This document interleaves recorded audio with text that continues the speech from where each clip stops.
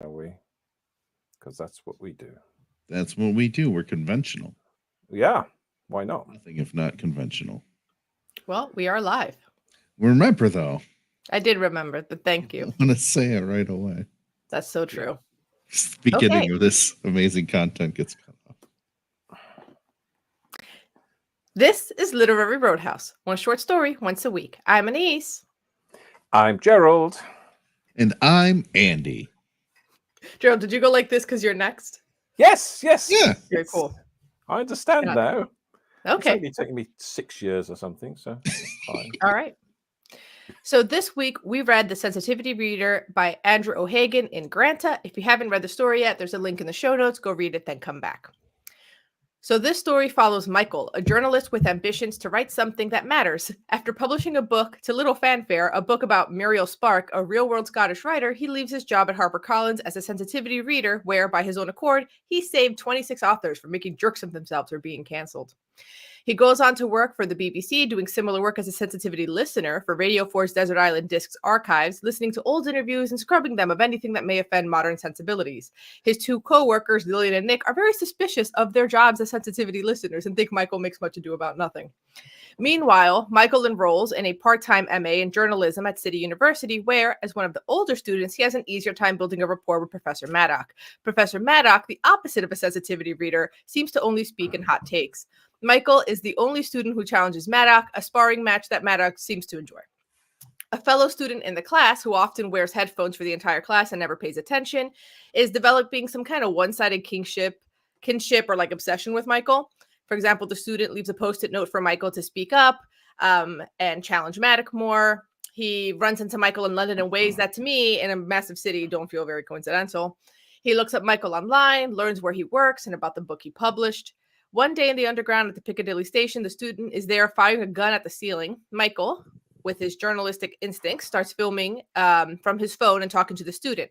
The student tells Michael to keep his camera on. He's talking about acoustics, figuring out the math and physics of acoustics. Just before the police show up and arrest the student hands Michael a key card to a hotel room near Terminal 3 in Heathrow. Michael goes to the room and discovers a barely lived-in room with a few books on a table, and the book that is splayed open and held in place by a coffee mug is Michael's book about Muriel Spark. And that's the story. Okay. Yeah. All right. What did you guys think of the story? England and English places. English places. English places. It's like, I know these Piccadilly. places. There's a circus there, right? There is a circus, yes. But no elephants. I like that. Or clowns. Does this mean you guys didn't like the story? Because you were. I did like it. I did like. I liked that it was based in England, so that was good fun for me. And I liked, as I was saying to Andy before, the BBC, for those who don't know, maybe most people will. It's funded by the taxpayer in the UK, and it struggles to do everything with balance, and it's criticised by both the left and right of politics for being too pro the other side, and it's famous for trying to be totally inclusive and totally diverse, and has diversity and inclusion managers and people like that. But it's interesting that in your summary, Anais, you said he sort of implied that he was doing the similar sort of thing, but actually what he was doing is he was stopping authors making mistakes. Now he's retrospectively, Yes, that's a good catch. Yes, and in fact sort of censoring that previously recorded and broadcast. Right, because you're changing things. History. But Yes. you're not changing history. You're pruning the things we're to rebroadcast now. That's his point. These can still there in the archives unchanged. The fact, right? But how do people access those archives? Right, there's still that's their problem.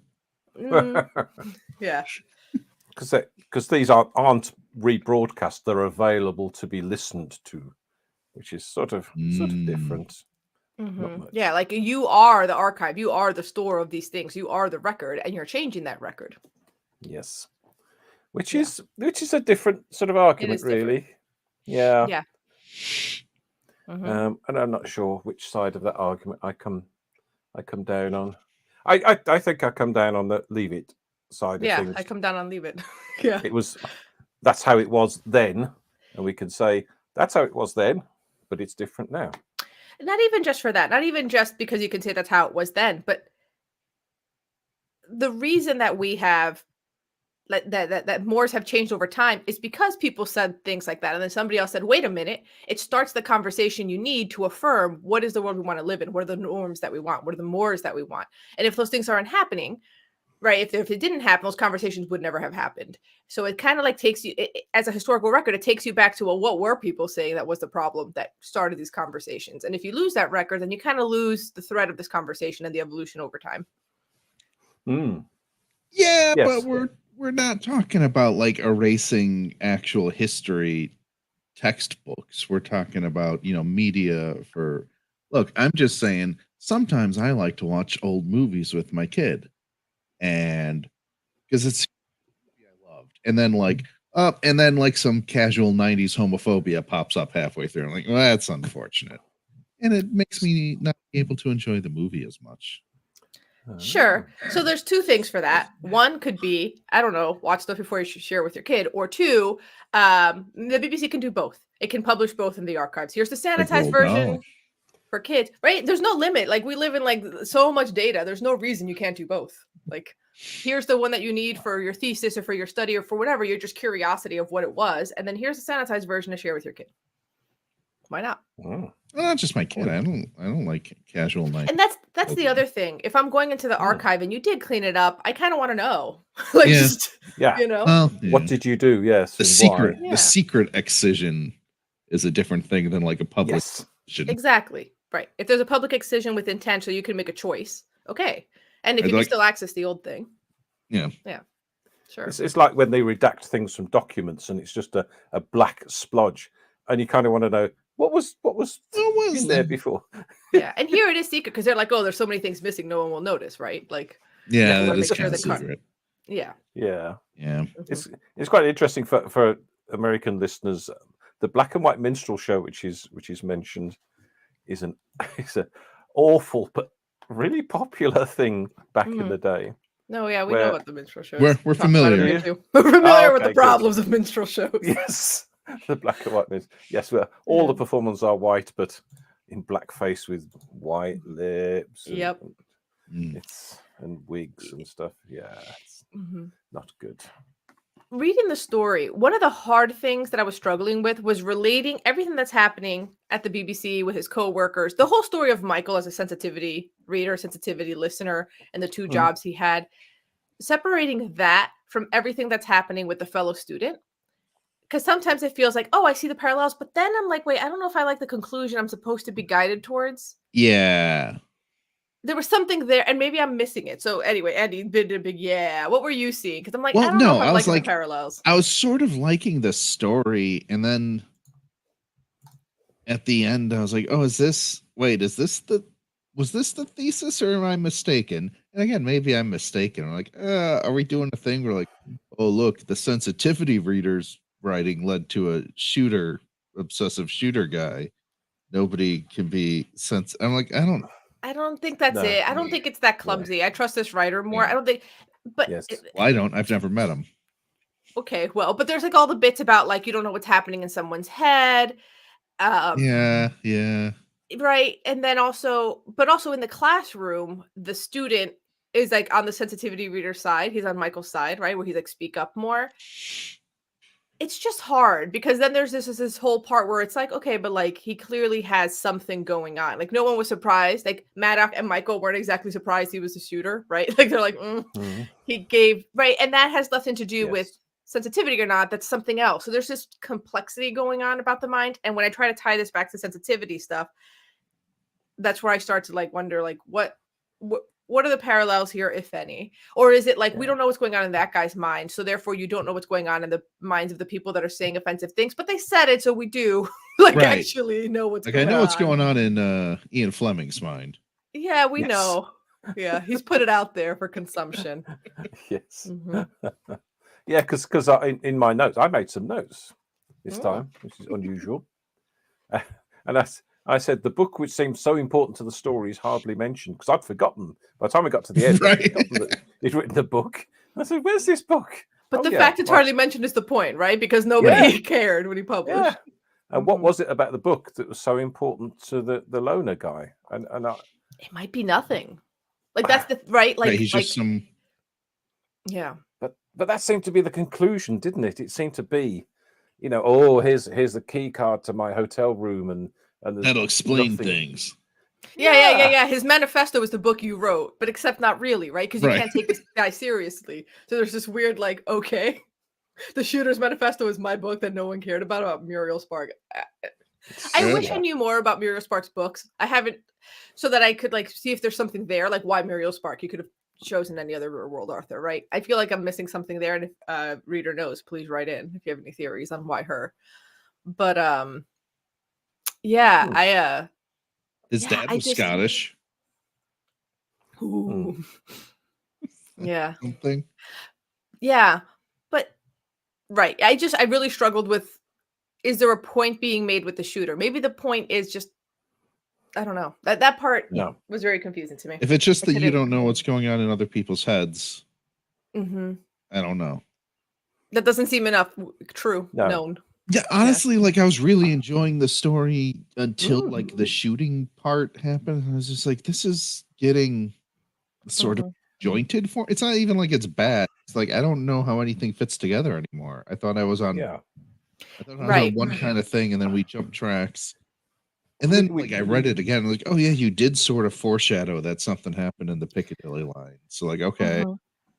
Yeah, no, he says it right at the beginning. I could have been looking out for that, I guess. I wasn't. Right. Yeah. And also, and when the guy hands in the key card, he doesn't say, all the answers are here. It just says room 204, Premier Inn. For what? Okay, I saw my book. Cool. And he's talking about acoustics, right? So there's like something else going on. Like it's just so unreadable, so unreachable that he's confirming what he said about you don't know what's going on in someone's head. He says it in a racist way, though, kind of like you can't trust pilots from countries where they believe in an afterlife, right? Which is funny coming from the guy who's like cheering on the sensitivity reader, and you're like, okay, all right, right, like okay, weird, but yeah, I don't know what to make of that guy, and I don't know how to fit it into the greater thesis. And the greater thesis is stuff like, I liked everything else. I liked the little debate around sensitivity reading. It doesn't tell you what side to come down on. Though kind of does. Like it's clear where the author's lies, but Michael isn't a clown, right? Like Michael's arguments are reasonable as well. He doesn't make Michael a caricature. Right. So, yeah, because he's challenged by his co-workers, and they seem to come to a reasonable decision about the various things. Kind of. I really like Michael's point where he's like, I'm just making notes. I'm just making notes. He speaks slick, though. He knows what he's doing. He's like, I'm going to pretend I'm more junior, though I very much believe in what I'm doing. That's a very BBC thing too. Apparently, that you got somebody who makes the notes, and their supervisor will listen to those and then refer them up again. There's like 38,000 levels of managerial decision making to go before anything happens. So it's quite a sort of interesting commentary, and which I enjoyed. But that the whole, it's sort of, the ending spoilt it a little bit for me, because I just thought, I don't understand, and so I read it again, and I thought, I still don't understand. I just can't. But I think that's part of it, right? Like we're going there. We're with Michael going to the hotel room, expecting some answer, and there is none. But now it feels like a different story, disjointed from the debate over sensitivity reader. Now it feels like it's just like about mental illness, the unknowability of other people's minds. Like this guy didn't even seem to have, the shooter didn't seem to have like any real political motivation even, right? His manifesto wasn't like he got red pilled online. Like that's not what's happening. He didn't go down like a YouTube rabbit hole. Like I assumed his manifesto was just, I really like the way Michael writes, and so I'm going to make a story for Michael to cover so that he'll get a job. Yeah. Oh, maybe because he did say, but then because he did write to the BBC that he needs something to cover. But Right. that's Yeah. it's so It's- insane that I- you're just like, all right, like it's so Right. crazy. I'm gonna be the story Michael covers. Okay. Maybe the commentary is that he's employed to retrospectively judge what people have done in the past, and when he gets the chance to judge something in the present, he can't because it makes no sense. Maybe, but his previous job was being a sensitivity Right, reader for books about to be contemporary. Yes. published. There is Yeah. that whole thing about attention being an aphrodisiac. So there's this kind of way where, like, if we're going with the theory where like the student is trying to give Michael something to cover because remember he wrote to the BBC like he wants to be a journalist, give him a Yeah. story to cover. And then on top of that, he's getting attention because he also tells him, don't, keep filming, like don't turn off the camera. There's there's like that thing repeating, but it still like feels disjointed. Right. There's like, a couple threads, Yeah. but they don't touch each other somehow. Or like they kind of do, but Seeing it. yeah. Or like they're touching each other, but I'm not seeing the braid. Like, Right. yeah. Mm-hmm. Yeah. Mm-hmm. It's Well, I took some notes also. I'm going to review my notes real quick. Okay. One, Louis Armstrong. That's a poop joke. It's a joke about poop, not bulimia. Let it ride. Oh. He can Yeah. make poop jokes. Pooping's not bulimia. I'm going to come out and say it. Mm, Everybody poops. fair enough. I didn't pick up Then- bulimia or pooping. I was like, I don't know what he's saying. It would have Oh, went that's- right over me. I don't know what you're saying. It's just weird. Yeah, I he eats just- food and then he yeah. poops it out, and that's the trick to weight loss. Just poop it back out. Yeah. Yeah, because it doesn't serve any purpose after the taste, is what Yeah. Louis Armstrong was saying. But But I can see why somebody might read that as bulimia. Sure, it's about poops. yeah. Mm-hmm. I did like very much when his boss was talking to him, and Michael thinks she wasn't wrong, but her remarks were inappropriate. Like, your sensitivity reading. Yeah. I did like that. Mm-hmm. I also like how one of the people employed at the sensitivity listening team is only into male comedians, British comedians from the 1970s. I'm sure he's great for the job, guys. Yes. I don't know too much about British comedians from the 1970s, but I know enough just from that I headline. feel like he probably could have censored something. Yeah. I feel like he's not the right fit for that role. Yeah, Yeah. Yeah. probably there's at least one joke that's been told that everyone can agree, it's off color. Yes. Uh, Well, there's one comedian who would come on and talk about his black friend who he called Whitey. It's just, really? Yeah, that's not good. yeah. I like when they were talking about James Bond and they had to look up the word cooperative. Because these lovely and cooperative girls, and it suggests a certain amount of coercion. Yeah, and it does. Yeah. Yeah, it does feel like a euphemism for something, doesn't it? And they're like, no, let's look up the actual definition. Consent. That was just funny. Just like, the diving in. Looks like Andy's having internet issues. Oh. He's typing on Slack something. There he is. Oh, Welcome back. hello. Welcome back. We were just talking about the little debate over what cooperative means, the cooperative girls, and they start looking up the literal definition. Okay. But we know what was meant. Right. Yeah. And I think that's very descriptive of how I understand the BBC to be, because they have to, whatever decision they make, they have to provide the evidence why they made that decision for when it comes up in future. I also like, Gerald, how this story for you is a takedown of the BBC's inner workings. You're like, finally, yes. Illustration of. Well, there's a thing about There's a comedy series called W1A, I think, which is the London postcode for the BBC Centre, and it's got Lord what's it from Downton. Mm-hmm. Lord, I can't remember his name, but he's Abbey, Lord Abbey, Lord, yeah, Lord of Downton Abbey.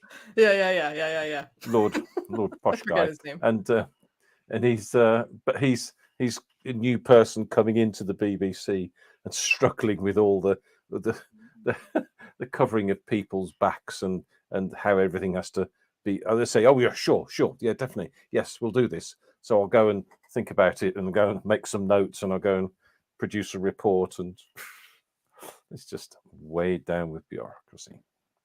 So yeah. Anyway, enough of the BBC. That's good. Okay. All right. Well, yeah. Anything else to say? I feel like there's a great line. There's a good line that says that his manager says, "I tend to agree with Nick that human nature is not improved by concealment, especially when it comes to the past." Mm-hmm. Yeah. Yeah. I think it's as close as we get to a thesis on what I felt was the main story. I don't know how we get to the shooting stuff. No. Yeah. It's just fairly random, isn't it? Mm-hmm. Yeah. Also, there's a lot of like hand-wringing over the level of like sensitivity that it's really just an online thing. Like, I don't think people walking around the street are like as worked up about this, but like there's online groups that are very vocal about like, they said this, they must be canceled forever. And sometimes the key of it, yes, it's excessive, but there's this way in which like I'm lurking, I'm reading the threads, and I am learning. So there's this way in which like, as much as somebody who doesn't want to ever engage in that, and I never want to go attacking people on the internet, when I see other people do it, even if I'm like, it's like a hate read for me. It's like I'm reading these people being really shrill online, just like, oh, look at them getting so shrill. But then I'm learning. Like, if I'm being honest with myself, as the deeper I go into the threads, I'm now learning new language, new points of view. It's like, how do we get all that learning without the key of character assassination that's happening sometimes? Like, can we not take it quite to that level? But then that the fact that it is a character assassination is what's drawing my attention, because if it was like a staid, very sober kind of debate, I probably would not have clicked the link. I wouldn't have read it. So there's this like weird thing where it's like, yeah, but the hysteria is why I read it, and now I learned. It's a bit like Princess Kate, when she went for this mystery abdominal operation and was going to take months to recover. So, as we've mentioned it before about the hysteria on social media, and then she brought out that photo that she doctored. I don't even know if she doctored it. I feel like it's like the PR department just did it. Like, no, the statement came from her allegedly that she was just playing with, like a lot of photographers do, just think, you need to play harder, girls. It's very poor. And now it's come out that she's got cancer. Everyone got to say, you social media people. And you think, well, they seem to want it both ways. They seem to want to, live in their palace with all their courtiers and servants and all that sort of rigmarole. So they're quite happy to do that. But they also want to say, no, we're just normal family and we need to protect ourselves and we want privacy.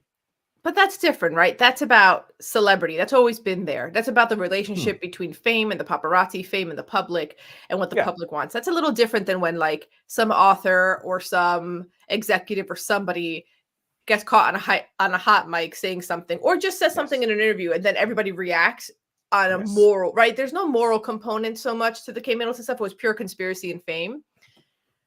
It's more like the moralizing that happens around like somebody said something, and now there's a big debate on whether or not that was okay. And it's like in that debate, I learn things and I see other points of view that I would not have had that debate not happened. But the debate isn't happening in this like, sober way. It's extremely hysterical. But that's why I clicked. And that's the thing I always struggle with.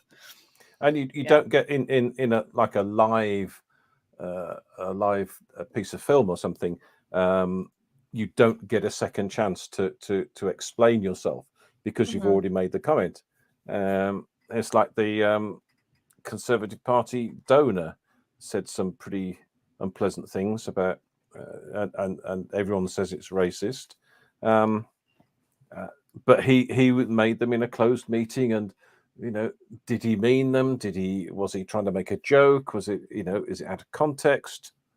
Yeah. And everyone's going, ooh, racist, bad. There's also this thing where I feel like when you're in a smaller group where you're not doing like a public interview or you're not doing a speech and you're in a smaller group where you feel a little bit more safe, you're more willing to say things that are a bit off color sometimes. And I think we do this subconsciously to see how people react. That's how you test ideas. And that gentle pushback that you might get from people around you is also how you learn, right? In a smaller group setting or one-on-one with a friend. And I do think when that kind of stuff gets leaked, that's a betrayal. Like, come on, you got to let people learn somewhere. We weren't born fully formed. Like, people need to have a space. Like, can I say this horrible thing in confidence? And somebody else, hopefully that group is like, I don't know about that. Yeah. Right? Like there has to be some space for that. Yeah. And I know I've learned a lot from friends gently pushing back on me. I can think of like moments that I remember in the moment feeling really defensive, especially in college, or I would get really defensive. Then years later, I'm like, I was so in the wrong. Like, and that pushback has stayed with me decades later. Yeah. Mm-hmm. Yeah, it's quite interesting because that's the difference between, in this particular case of the donor guy, in the room, maybe there was context for it, and maybe, I don't know, I can't imagine, but maybe there was some context for it. But in the harsh light of day now, like 5 years later, it's go, whoa, you can't say that. That's bad. And there might not even have been context. I want to know who else was in the room and how did he feel in that moment. I've definitely said things in a smaller group where I thought I was safe, and I was, because I wasn't betrayed in this way, because I wasn't a public figure. No one is going to make a buck on leaking this, right? Yeah. Where I learned something. Like, how do we continue to have those spaces? And you can put forward some challenging interpretations of things that you've read about, and play devil's advocate and say, but what about in this case? What would you say to that? And then if you took that in isolation, you say, they then support the Nazis, or you doing a salute in your garden or something. So, I mean, they did support them, like the Queen didn't. But they did. Yeah, there was. They did support the Nazis. A little bit. Yeah, just a little. It's all right. That was a long time ago. That's before we knew Nazis were bad. Yes, that's so true. Yeah. No one knew. Do not. Of course they did. All right. Yeah. Yeah. Alrighty. So, are we ready to rate? Yeah. Man. I'm going to come in at a 4. I enjoyed reading it. I was disappointed by the ending, and it seemed to make. I mean, I enjoyed all the stuff and all the different aspects of it, but just the ending mismatched for me.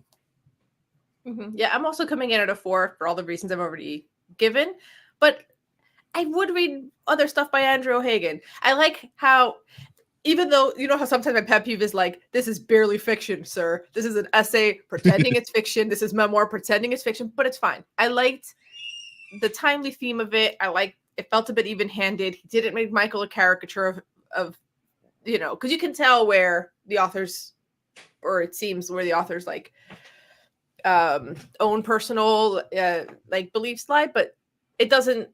Nothing feels extreme. It doesn't feel scolding, which is nice. Normally, anytime you touch this subject, everyone is scolding, and this doesn't feel scolding, which I appreciate. So I liked it for that reason. So, 4. Yeah, also 4. And just to think the same thing. I don't know how to fit the two stories together really in my head. Yeah. I was really rolling along with the first story. I was like, oh, it's clever. I liked everything happening at the BBC. I like Lillian and Nick's little pushbacks. Yes. Yeah. And the guy who's only interested in 70s comedy, and it's nice little plays and stuff, plays on words and stuff. But it's just a shame. Yeah. Incidentally, I've copied. He wrote a 60,000 word essay on Grenfell Tower. Do you know Grenfell Tower? It's a big tower, right? It's a big block of flats in West London that caught fire and a lot of people died because it was so tall they couldn't get, a bit like Towering Inferno sort of thing. But it turns out that the cladding that they put on it wasn't resistant to fire, so that caught fire and it just spread it up the building. So yeah, big story, big hoo-ha about it. But he's written a 60,000 word piece on that, so I'm copy that and I'll read that because it looked. I think he's a good writer, and I think he probably writes some good nonfiction. Yep. Yeah. I just want to call out Gerald for using Towering Inferno as the reference that would make it accessible to us. It's one of my favorite movie. Yeah, it was one of my favorite films. And Steve McQueen at the end said, "When will they ever learn?" Looking up at the tower. Excellent. Fires are bad. Fires are bad. Fires in tall buildings are very bad. So yeah. Okay, Gerald, what are we reading next week? Oh, next week we are reading Median by Kelly Robson from the excellent and rebranded Tor magazine, now called Reactor Mag. Great. But before you go, cancel our literary opinions in our Facebook discussion group, the Literary Roadhouse Readers. Want to read works by sensitive and insensitive authors of all eras? Keep this podcast going by leaving a review of Literary Roadhouse wherever you get your podcasts and supporting us on patreon.com/Literary Roadhouse. Every bit helps. And as always, share this podcast with the coworkers who only listen to 1970s British comedy. Until next time, read a good story.